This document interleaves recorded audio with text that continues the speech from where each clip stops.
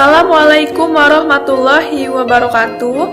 Perkenalkan, kami dari Universitas Islam Negeri Raden Intan Lampung, Fakultas Ekonomi dan Bisnis Islam, Prodi Manajemen Bisnis Syariah, kelas C, dari kelompok 7, yang akan menjelaskan materi yang berjudul PPh 21 Pegawai Tetap. Sebelumnya, izinkan kelompok kami untuk memperkenalkan diri terlebih dahulu. Saya Malia Anissa Faisal, yang kedua ada Masna, yang ketiga ada Nanda Dwi Iskuntianti, yang keempat ada Wulan dari Meisa Putri, dan yang terakhir ada Zahra Zetira. Oke, langsung saja kita ke materinya. Yang pertama, yaitu pengertian dari PPh 21 Pegawai Tetap.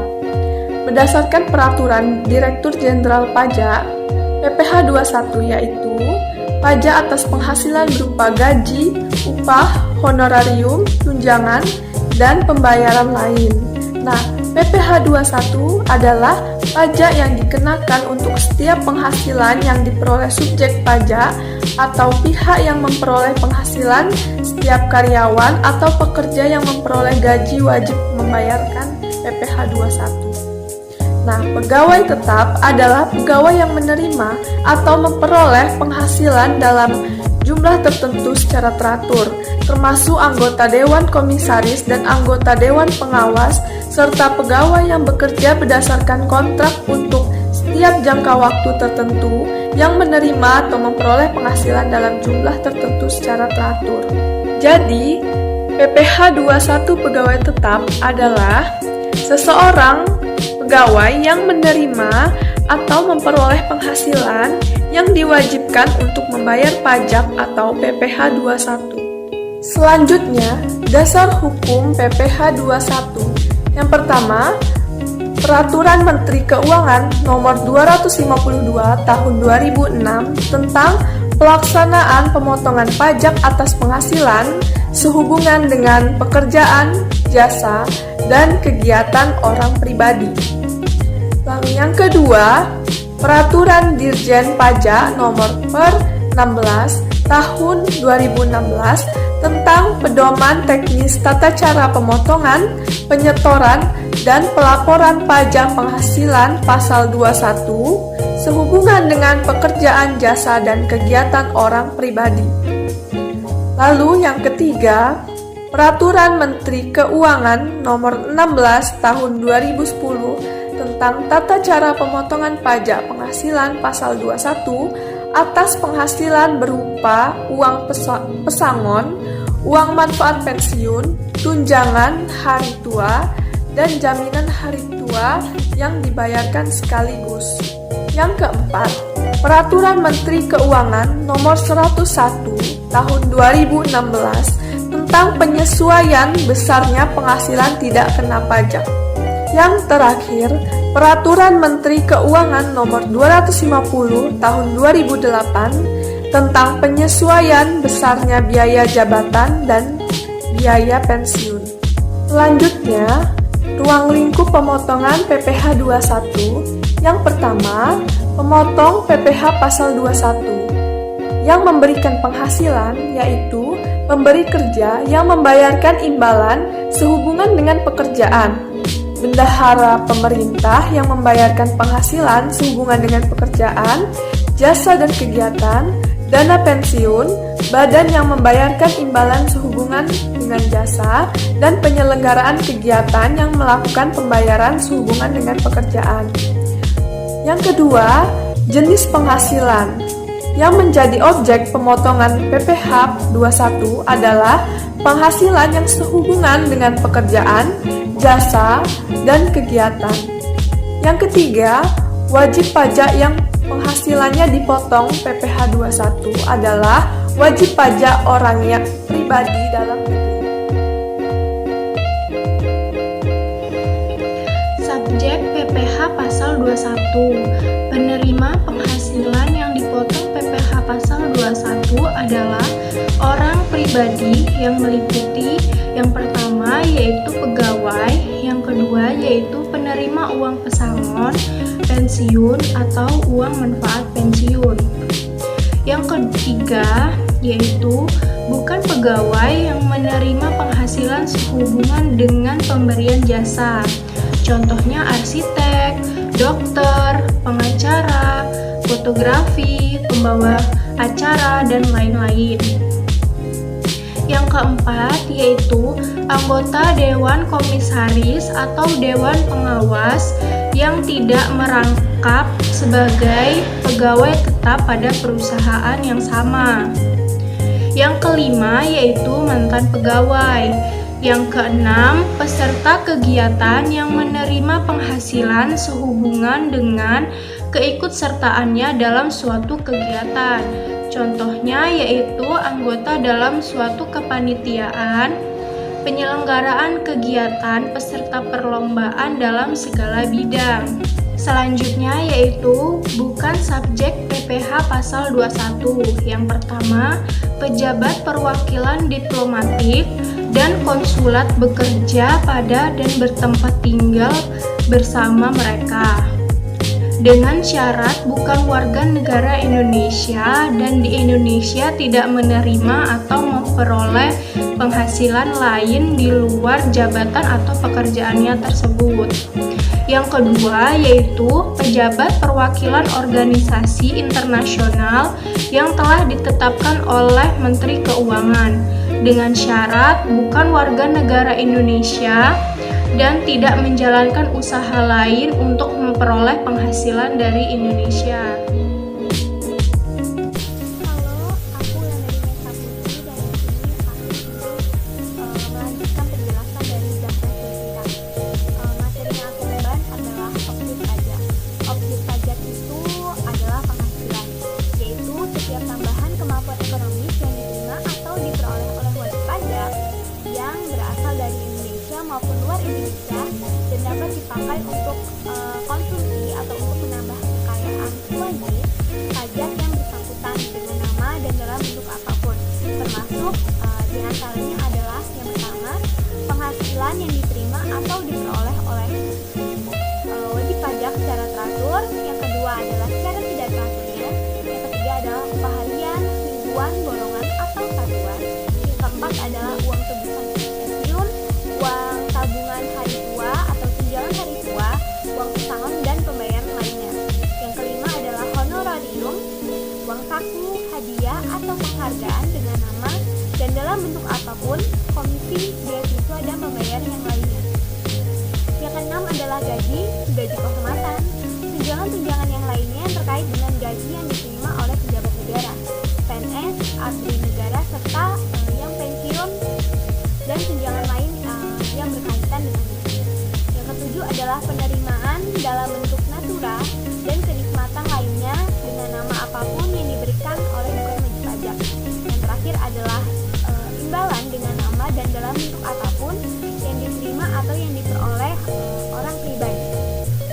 Terus yang dikecualikan oleh objek pajak. Yang pertama adalah bantuan atau sumbangan termasuk zakat yang diterima oleh Badan Amil Zakat, BAZ atau LAS, lembaga amil zakat yang dibentuk atau disahkan oleh pemerintah dan yang diterima oleh penerima zakat yang berhak atau sumbangan keagamaan yang sifatnya wajib bagi pemeluk agama yang sudah disahkan di Indonesia. Yang kedua, hibah, harta hibahan yang diterima oleh keluarga saudara dalam garis keturunan lurus 1 derajat. Jadi yang bantuan ini ada dua yang sudah saya sebutkan tadi. Yang kedua adalah warisan, yang ketiga adalah harta termasuk setoran tunai yang diterima oleh badan sebagai pengganti saham atau sebagai pengganti penyertaan modal. Yang keempat adalah pembayaran dari perusahaan asuransi secara pribadi. Yang keenam adalah dividen atau bagian laba yang diterima atau diperoleh perseorangan terbatas atau PT sebagai wajib pajak dalam negeri, koperasi, badan usaha milik negara atau BUMN atau badan usaha milik daerah atau BUMD dari pernyataan modal dan badan usaha yang didirikan dan bertempat berkedudukan di Indonesia. Terus selanjutnya nomor 6 adalah iuran yang diterima atau diperoleh dana pensiun yang pendiriannya telah disahkan oleh Menteri Keuangan, baik yang dibayar oleh pemberi kerja atau pegawai. Yang ketujuh adalah penghasilan dari modal yang ditanamkan oleh dana pensiun dalam bidang-bidang tertentu yang ditetapkan dengan keputusan Menteri Keuangan. Yang ke-9 adalah bagian laba yang diterima atau diperoleh dari anggota dari perseorangan komanditer yang modalnya tidak terbagi atas saham-saham, persekutuan, perkumpulan, firma, dan kongsi, termasuk pemegang unit penyertaan kontrak investasi kolektif. Yang ke-10 adalah penghasilan yang diterima atau diperoleh perusahaan model ventura berupa bagian laba dari bagian pasangan usaha yang didirikan dan yang menjalankan usaha. Selanjutnya, yang ke-11 adalah beasiswa yang memenuhi persyaratan tertentu. Yang selanjutnya, sisa yang diterima atau diperoleh badan atau lembaga nirlaba yang bergerak dalam bidang pendidikan atau bidang penelitian. Dan yang terakhir adalah bantuan atau santunan yang dibayarkan oleh badan penyelenggara jaminan sosial kepada wajib pajak tertentu. Itu saja yang dapat saya sampaikan dan akan dilanjutkan oleh teman saya berikut. Jadi di sini saya akan menjelaskan sedikit mengenai tarif pemotong PPh 21 dan penghasilan tidak kena pajak. Untuk tarif pemotong PPh 21 itu ada dalam tarif pasal 17 ayat 1 tentang Undang-Undang Pajak Penghasilan.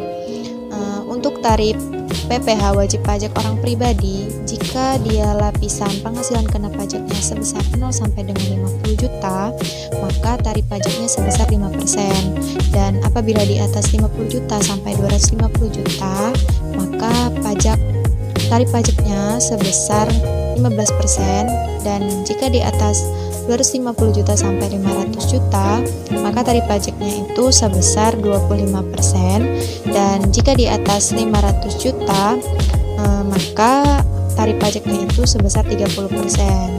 Dan apabila dia tidak memiliki NPWP, maka tarif pajaknya itu sebesar 20% lebih tinggi dibandingkan dengan yang memiliki NPWP.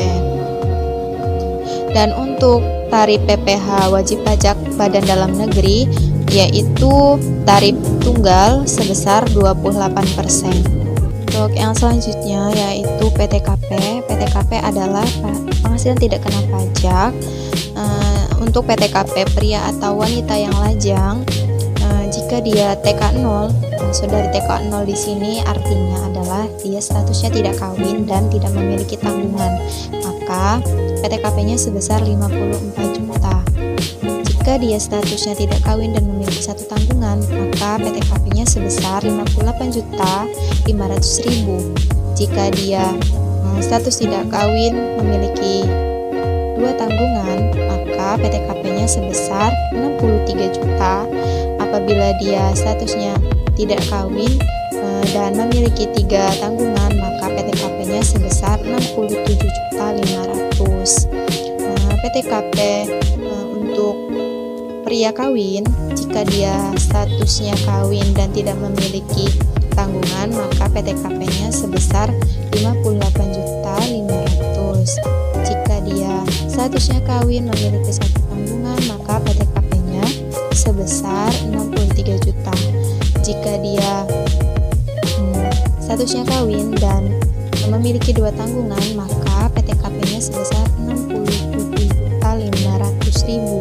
Dan jika dia statusnya kawin memiliki 3 tanggungan, maka PTKP-nya sebesar 72 juta. Untuk PTKP suami istri digabung, maksudnya di sini adalah apabila suami dan istri memiliki penghasilan yang berbeda. Untuk statusnya kawin dan dia memiliki istri kemudian tidak memiliki tanggungan, maka PTKP-nya itu sebesar 112.500.000. Jika dia statusnya kawin dan memiliki istri kemudian dia memiliki satu tanggungan, maka PTKP-nya sebesar 117 juta. Jika dia kawin dan mempunyai istri dan dia mempunyai satu tanggungan, maka PTKP-nya sebesar 117 juta. Jika dia statusnya kawin, memiliki istri dan memiliki 2 tanggungan, maka PTKP-nya sebesar 121.500.000. Jika dia statusnya kawin, memiliki istri, dan dia memiliki 3 tanggungan, maka PTKP-nya itu sebesar 126 juta. Jika dia PTKP untuk pegawai karyawati, maka jika dia belum kawin dan dia tidak memiliki tanggungan, maka PTKP-nya itu PTKP untuk dirinya sendiri senilai 54 juta karena dia menanggung dirinya sendiri.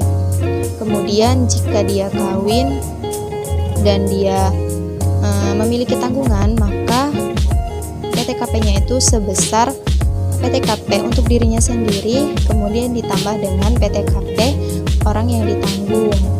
Dan jika dia kawin memiliki surat keterangan tertulis dari pemerintah daerah setempat yang menyatakan bahwa suaminya tidak menerima penghasilan, maka PTKP-nya itu PTKP untuk dirinya sendiri, kemudian ditambah dengan status dia tadi kawin, kemudian ditambah dengan PTKP jumlah orang yang ditanggung. Kemudian tanggungan di sini maksudnya adalah anggota keluarga yang tidak memiliki penghasilan, kemudian biaya hidupnya ditanggung oleh wajib pajak. Dan anggota keluarga yang dimaksud di sini anggota keluarga yang sedara, seperti ayah, ibu, anak kandung, mertua, anak angkat, saudari ipar, dan saudara kandung. Dia jumlah orang yang ditanggung maksimal adalah 3 orang dan itu tidak boleh lebih. Ke pembahasan selanjutnya yaitu mengenai PPh pasal 21 pegawai tetap. Untuk pegawai tetap ditetapkan atau digunakan yaitu PPh pasal 21 bulanan, di mana pemotong pajak itu setiap awal tahun akan menghitung PPh pasal 21 bulanan dari pegawai tetap. Dimana caranya itu yaitu sebagai berikut. Yang pertama yaitu menghitung penghasilan bruto secara teratur yang diterima oleh pegawai tetap. Untuk menghitung penghasilan bruto yaitu dengan menjumlahkan semua pendapatan dari pegawai tetap seperti gaji pokok, tunjangan makan, tunjangan transport, dan lain sebagainya. Lalu yang kedua yaitu menghitung penghasilan neto. Penghasilan neto itu diperoleh dari penghasilan bruto dikurangi dengan yaitu ada pertama biaya jabatan, yaitu biaya untuk mendapatkan, menagih, dan memelihara penghasilan. Untuk biaya jabatan besarnya itu adalah 5% dari penghasilan bruto. Dan jumlahnya itu setinggi-tingginya adalah 6 juta untuk setahun dan sebesar 500.000 untuk tiap bulan. Lalu yang kedua itu ada iuran yang terkait pada gaji yang dibayar oleh pegawai yang bekerja. Berupa yang pertama itu ada iuran dana pensiun yang pendiriannya telah disahkan Menteri Keuangan. Biaya pensiun itu besarnya 5% dari penghasilan bruto, setinggi-tingginya 2.400.000 untuk setahun atau 200.000 untuk tiap bulan. Lalu yang kedua itu ada iuran tabungan hari tua atau tunjangan hari tua atau THT kepada badan penyelenggara Taspen dan Jam Sostek. Yang ketiga itu kecuali iuran THT yang dibayarkan oleh pensiunan PNS kepada PT Taspen dan pensiun ABRI kepada PT Asabri. Lalu yang ketiga caranya adalah menentukan penghasilan neto setahun, yaitu penghasilan neto sebulan dikalikan 12. Lalu cara yang keempat itu adalah menghitung penghasilan kena pajak atau PKP dari seorang pegawai. PKP itu dihitung dengan cara penghasilan neto setahun dikurangi dengan dikurangi dengan PTKP atau penghasilan tidak kena pajak. Sesuai dengan PMK 101 garis miring PMK titik 010 garis miring 2016, ketentuan besaran PTKP adalah sebagai berikut. Yang pertama itu PTKP untuk WP orang pribadi adalah sebesar 54 juta rupiah. Untuk WP kawin itu ditambahkan PTKP sebesar 4,5 juta rupiah. Lalu PTKP 54 juta rupiah sebagai tambahan untuk seorang istri yang penghasilannya digabung dengan penghasilan suami. Lalu PTKP 4,5 juta rupiah itu untuk setiap anggota keluarga sedarah dan keluarga semenda dalam garis keturunan lurus serta anak angkat yang menjadi tanggungan sepenuhnya, paling banyak adalah 3 orang untuk setiap keluarga. Syarat tanggungan PTKP lainnya atau orang yang dapat ditanggung PTKP-nya itu adalah istri. Lalu dalam hal wanita kawin, apabila dapat menunjukkan keterangan tertulis dari pemerintah daerah setempat serendah-rendahnya kecamatan yang menyatakan suaminya tidak menerima atau memperoleh penghasilan, maka suaminya itu dapat menjadi tanggungan dari istri. Lalu yang ketiga itu adalah orang tua kandung, lalu kakek dan nenek, mertua, anak kandung, anak angkat, anak tiri, dan yang terakhir adalah cucu. Dan yang kelima yaitu adalah PPh pasal 21 setahun dihitung dengan cara PKP pajak kena penghasilan kena pajak dikalikan dengan tarif PPh pasal 17. Untuk keperluan penerapan tarif, penghasilan kena pajak dibulatkan ke bawah hingga angka ribuan penuh. Lalu cara yang keempat adalah PPh pasal 21. Cara keenam adalah PPh pasal 21 untuk sebulan dihitung dengan cara PPh pasal 21 setahun dibagi dengan 12. Lalu kita ke pembahasan mengenai contoh soal. Di sini ada soal yaitu Tuan Aldo bekerja di PT ABCD sebagai pegawai tetap dengan status kawin dan memiliki 2 anak, juga ber-NPWP, di mana setiap bulan Tuan Aldo menerima gaji dan tunjangan, yaitu yang pertama gaji pokok. Gaji pokok Tuan Aldo sebesar 10.500.000, tunjangan makan sebesar 1.450.000, lalu tunjangan transport sebesar 1.250.000. Selain itu, dia juga dikenakan biaya jabatan sebesar 5% dari penghasilannya, dan juga ada iuran pensiun sebesar 90.000 untuk tiap bulannya. Lalu hitunglah besaran PPh pasal 21 terutang untuk Tuan Aldo baik dalam setahun dan tiap bulannya.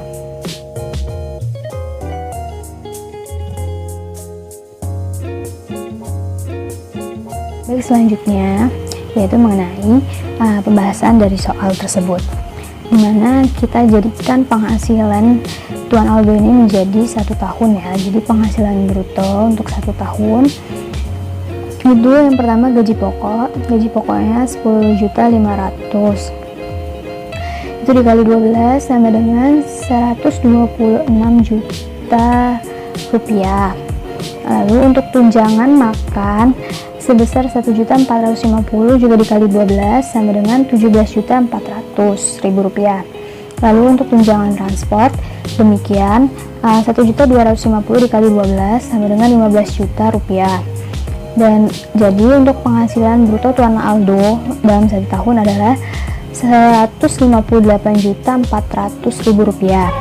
Lalu dikurangi oleh yang pertama ada biaya jabatan sebesar 5% dari penghasilan bruto, yaitu hasilnya 6 juta rupiah. Lalu ada iuran pensiun tadi 90.000 dikalikan 12, totalnya adalah 1.080.000, itu dijumlah sehingga jumlah pengurangannya adalah Rp7.080.000. Lalu dikurangkan dari penghasilan bruto dan dikurangi oleh biaya-biaya tadi, dan hasilnya adalah penghasilan neto Tuan Aldo sebesar Rp151.320.000. Lalu kita cari PTKP-nya. Statusnya adalah K dengan tanggungan 2 orang. Jadi PTKP-nya adalah Rp67.500.000. Lalu dikurangi dan hasil dari penghasilan kena pajak dalam setahun Tuan Aldo adalah Rp83.820.000. Untuk itu lalu kita cari PPh pasal 21 atas PKP disetahunkan. Yaitu yang pertama ini masuk ke dalam 15%. Jadi kita cari dulu untuk 5% dari 50 juta rupiahnya itu adalah 2.500.000, dan untuk 15% dikali sisanya yaitu Rp33.820.000 itu adalah Rp5.073.000 dijumlahkan, dan sehingga jumlah PPh pasal 21 atas PKP disetahunkan adalah sebesar Rp7.573.000. Maka PPh pasal 21 untuk Tuan Aldo dalam setahun adalah Rp7.573.000. Dan jika dibuat dalam bentuk bulan, jadi tiap bulannya Tuan Aldo itu memiliki PPh pasal 21 terutangnya itu adalah sebesar Rp631.083, atau jika dibulatkan itu menjadi Rp631.000.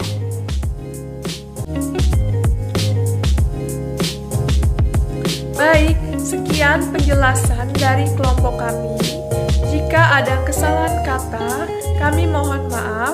Wassalamualaikum warahmatullahi wabarakatuh.